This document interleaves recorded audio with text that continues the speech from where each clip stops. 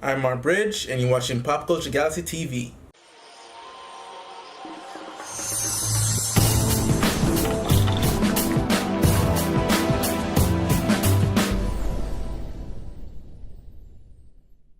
Alright, so now we're on the latest update of the James Gunn Guardians of the Galaxy saga.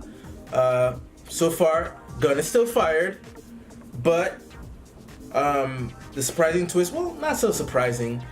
The entire cast of Guardians of the Galaxy wrote a joint statement, an open letter, in their support of reinstating Gunn back. Now, I'm not gonna read the whole thing. It's online. You can see it everywhere online. It's on her Twitter page. It's on Zoe Saldana's Twitter page. It's on James Gunn's Twitter page. Basically, all the cast, they made a joint. I think by the sound of it, I think Chris Pratt was the one who wrote it.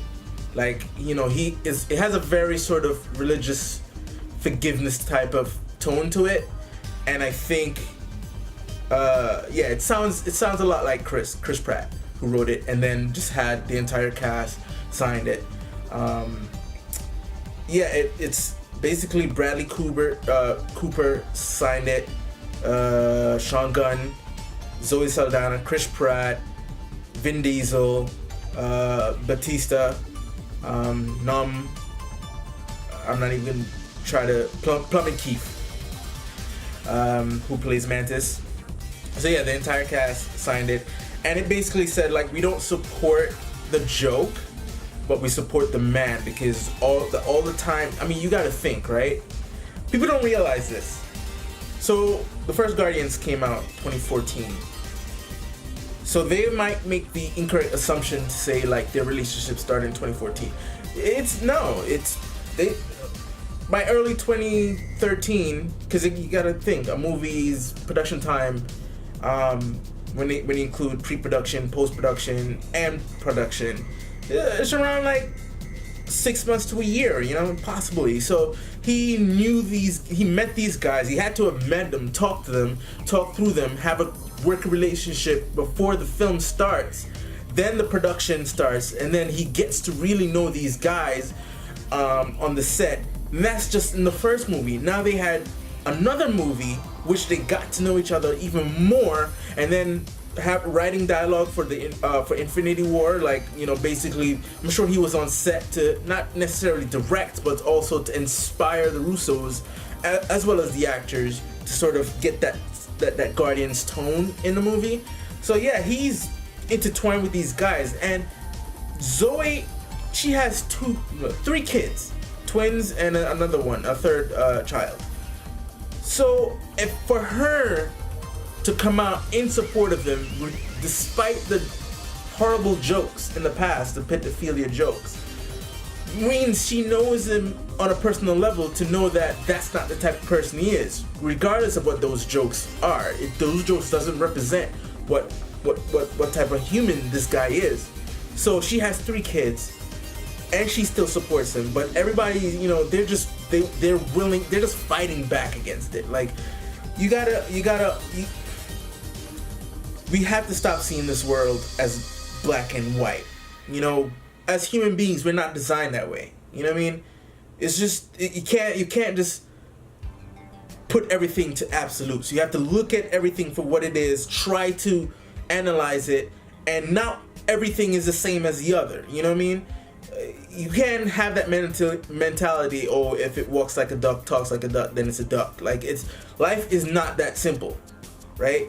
So yeah, I mean, you can tell that I'm in support of this guy coming back, regardless of what anybody says. I was in this conversation on one of my other videos about James Gunn directing Green Lantern, about, basically, I wouldn't say it was an argument. He just had difference of opinion, and I stated my opinion. But I could see, what I'm saying? He had his way of thinking. I have my way of thinking. That alone shows you that absolution in this life just doesn't exist. You know what I mean? I mean, yeah, there's certain things that are absolute. When you die, you die. You know what I mean? But even then, we don't know exactly what's on the other end. But as far as we're concerned, when you die, all your vital organs cease to exist. Your flesh and blood cease to react the same way. So yeah, there are certain things that are absolute, but as far as most of the things about living and breathing and experiencing life is not absolute. So we have to look at things differently and on a case-by-case basis. And I think this is the way to look at the James Gunn situation. Now, with the cast coming out, because when this thing just happened, I was wondering if the cast had any power at all. Like, yes, they're the freaking Guardians. Like, what are you gonna do? Recast the entire Guardians? But how much power do they have? Now, I didn't expect them to come out and says, well, we're walking if he doesn't come back. But for them to at least come out and put this statement out and said, listen, we would very much like you to rethink your stance on firing him, Disney. We want him back. We've grown to know him as a person. We have a great working relationship, and we don't feel that these jokes represent the type of person he is. So, give him back his job. How much weight does that have versus the public petition on change.org? It's up to 300,000 right now. These are the people who are working for you now, Disney, who are telling you, please hire this guy back.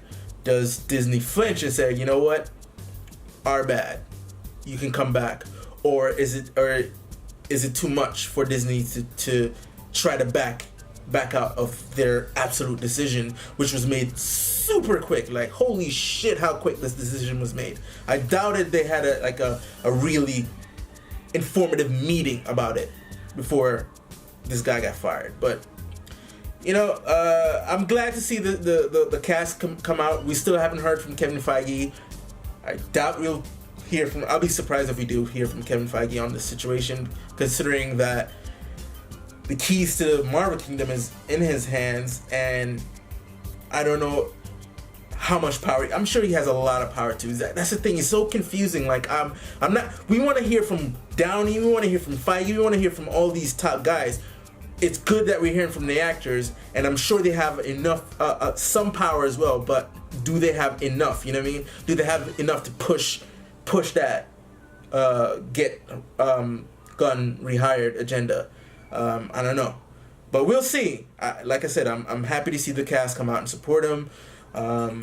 So let me know what you guys think down below.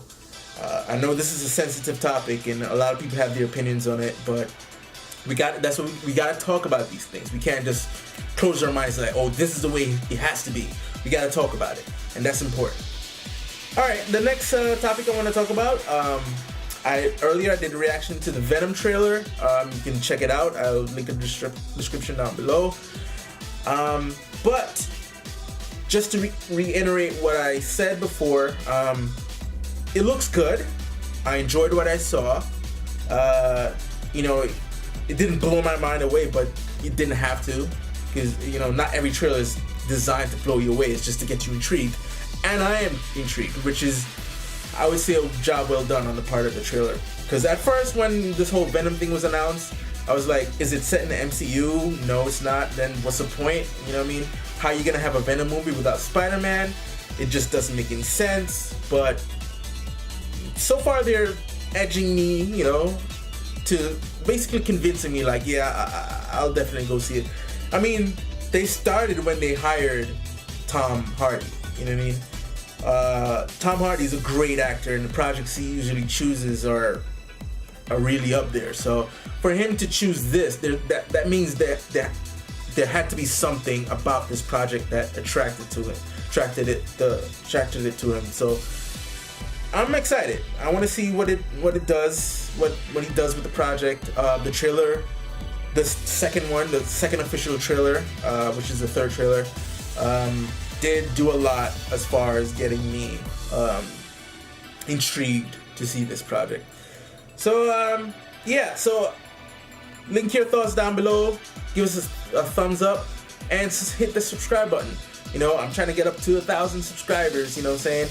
Road to 1,000, here we go, starts right now. So until next time, folks, peace.